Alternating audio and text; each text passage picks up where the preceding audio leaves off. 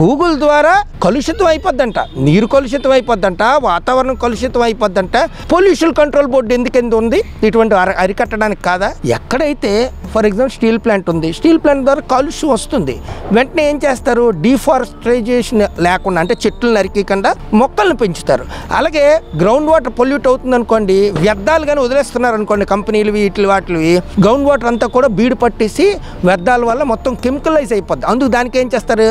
ETP, effluent treatment plant పెడతారు. Effluent treatment plant ఏం చేస్తుంది? ఈ యొక్క నీరు, కలుషితమైన నీరుని మళ్ళీ ఫిల్టర్ చేసి ట్రీట్మెంట్ చేసి మంచి నీరుగా అది మళ్ళీ తయారు చేసి వదులుతుంది. అందులో వచ్చే స్లెడ్జ్ని, అది వేస్ట్ మెటీరియల్, అది బయట పారవేయిస్తారు. అలాగా pollution control board duty pollution control board చేస్తుంది.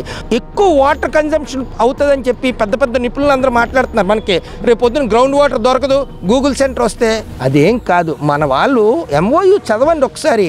పూర్తిగా కూడా మన బీచ్లో ఉన్నటువంటి నీరుని డీసాలినైజేషన్ చేసి, అంటే ఉప్పు నీరుని మంచినీటిగా కన్వర్ట్ చేసి ఆ నీరును వాడుతారు. దేనికి? ఈ గూగుల్ డేటా సెంటర్కి. అంతేగాని గ్రౌండ్ వాటర్ ఏం తవ్వేసి బోరింగ్లోంచి నీళ్ళు తీసి ఇచ్చిరు, ఆ నీరేం సరిపోదు కూడా.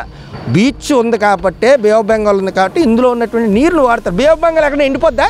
పోనీ బే ఆఫ్ బెంగాల్ ఎండిపోద్ది, గూగుల్ వద్దు అని జగన్మోహన్ రెడ్డి అంటే ఒప్పుకుందాం.